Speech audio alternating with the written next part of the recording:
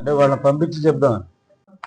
మనకి చింతలపూడి మండలంలో ప్రగడవరం అనే గ్రామంలో ఒక 19 సంవత్సరాల వయసు ఉన్నటువంటి ఒక మానసిక వికలాంగురాలు ఉన్నది.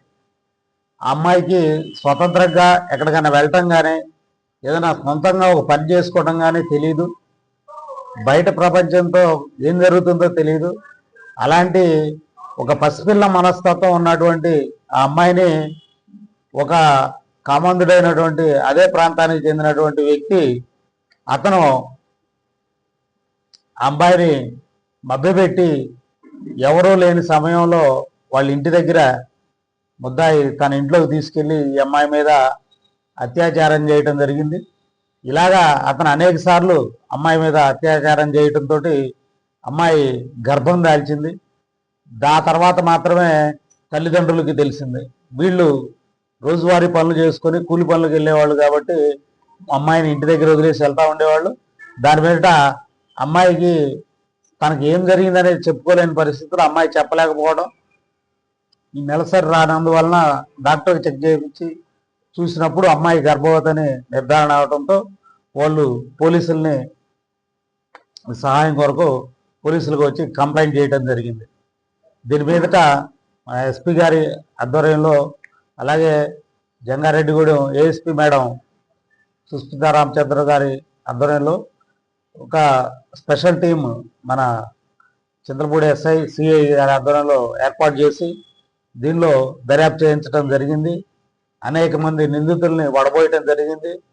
వీళ్ళందరినీ కూడా సాంకేతిక పరమైనటువంటి విషయ పరిజ్ఞానంతో ఈ నిందితుల్ని నిర్ధారించి అసలైనటువంటి నిందితుడు ఇతని పేరు కొప్పుల యేసు, అదే ప్రాంతానికి చెందినటువంటి వ్యక్తి, అదే కులానికి చెందినటువంటి వ్యక్తి.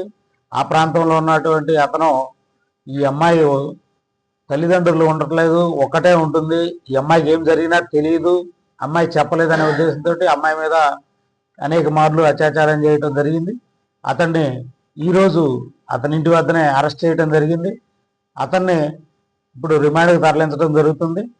అతను అరెస్ట్ చేసిన తర్వాత మాత్రమే తాను నేరం చేసిన దానికి ఒప్పుకున్నాడు తప్పితే అప్పటి వరకు కూడా ఇన్ని ప్రయత్నాలు పోలీసులు చేస్తున్నా కూడా తన కళ్ళ ముందు ఇంత జరుగుతున్నా కూడా చూస్తూ గమన ఏమి దొరకంలే, మనం బయటపడదులే అనే ధీమాతో ఉన్నాడు.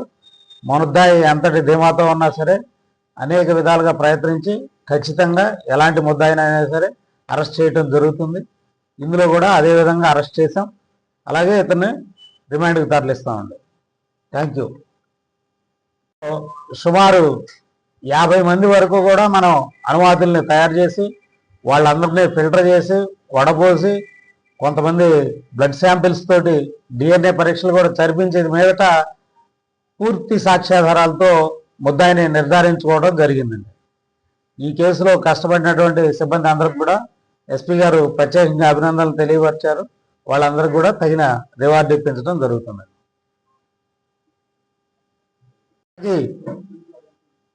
ప్రస్తుతం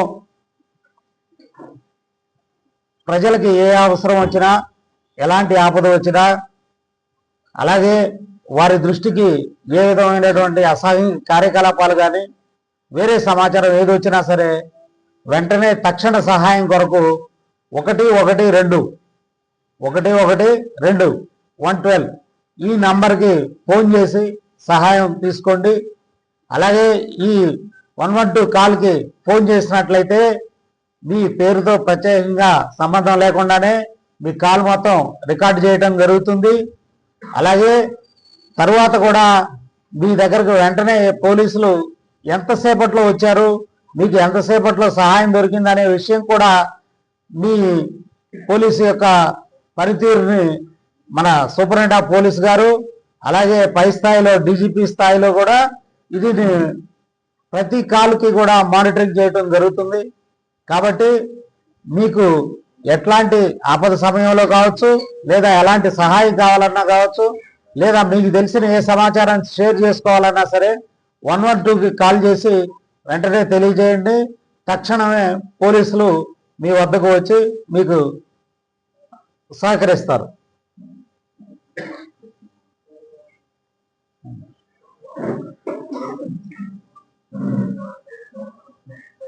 ఈ సైబర్ క్రైమ్స్ అలాగే ఫైనాన్షియల్ ఫ్రాడ్స్ ఇవి బాగా ఎక్కువైపోతా ఉన్నాయి. ఈ సందర్భంలో అందరికి కూడా, ప్రజలందరికి కూడా చేసే విజ్ఞప్తి ఏంటంటే, ఎవరు కూడా ఉచితాలకి ఆశపడి మనకి గుర్తు తెలియని నంబర్ల నుంచి వచ్చేటువంటి లింకుల్ని ఎట్టి పరిస్థితుల్లోనూ వాటిని ఆపరేట్ చేయొద్దండి. ఏపీకే ఫైల్ రూపంలో అనేక రకమైనటువంటి మోసాలు జరుగుతూ ఉన్నాయి. మనం చెప్పేటువంటి గుడ్ మార్నింగ్ మెసేజ్ల దగ్గర నుంచి, మనకు వచ్చేటువంటి శుభాకాంక్షల మెసేజ్ల దగ్గర నుంచి అనేక రకాలైనటువంటి ఇట్లాంటి మెసేజ్ అన్నీ కూడా వచ్చి ఈ సైబర్ క్రైమ్స్ అనేవి జరుగుతూ ఉన్నాయి. ప్రజలందరూ కూడా వాళ్ళ యొక్క విలువైన ధనాన్ని కోల్పోతా ఉన్నారు. కాబట్టి అందరూ కూడా జాగ్రత్తగా ఉండాలి. ఒకవేళ ఎట్టి పరిస్థితులు, ఏ పరిస్థితులు అయినా సరే వాళ్ళు కనుక తమ యొక్క ధనాన్ని కోల్పోయినట్లయితే తమ బ్యాంక్ అకౌంట్లోని వెంటనే ఫ్రీజ్ చేసుకోవడంతో పాటుగా 1930 టోల్ ఫ్రీ నంబరు 1930కి వెంటనే కాల్ చేయవలను. మీరు కనుక వెంటనే 1930 కాల్ చేసి మీ దగ్గర కట్ అయిన అమౌంట్, మీ అకౌంట్లోంచి వెళ్ళిపోయిన అమౌంట్ గురించి కనుక ఇన్ఫర్మేషన్ ఇస్తే దాన్ని ఎక్కడికి వెళ్ళింది అనేది ట్రేస్ చేసి వెంటనే ఫ్రీజ్ చేయడం అనేది జరుగుతుందండి. కాబట్టి ప్రతి ఒక్కరు కూడా జాగ్రత్తగా ఉండండి. ఇలాంటి సైబర్ క్రైమ్స్లో ఇరుక్కోవడానికి వీలు లేకుండా చూసుకోండి. ఏదైనా పరిస్థితిలో ఇరుక్కున్నట్లయితే వెంటనే 1930 కాల్ చేసి సహాయాన్ని అందిస్తే మీకు మీ అమౌంట్ వెంటనే తిరిగి రావడానికి అవకాశం ఉంటుంది. కాబట్టి ప్రజలందరూ కూడా ఈ నంబర్ను గుర్తుపెట్టుకోండి. 1930 1930 ఈ నంబర్ని సేవ్ చేసి పెట్టుకోండి. ఏ విధమైనటువంటి మనకి సైబర్ క్రైమ్ జరిగినా వెంటనే ఈ నెంబర్కు తెలియపరచండి. Thank you.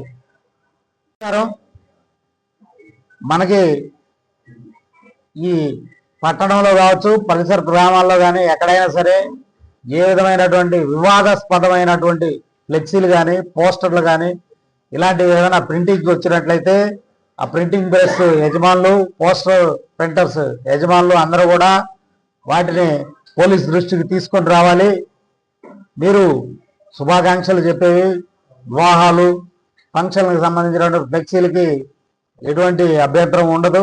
అలా కాకుండా విమర్శనాత్మకంగా ఉండేటువంటి ఏదైనా ఇబ్బందికరమైనటువంటి ఫ్లెక్సీలు కనుక మీరు ముద్రిస్తే వాటి కారణంగా గ్రామాల్లో ఎక్కడైనా సరే ఏదైనా అలజడులు కలిగినప్పుడు మిమ్మల్ని కూడా ఆ కేసులో ముద్దాయిలుగా ఇంక్లూడ్ చేయడం జరుగుతుంది.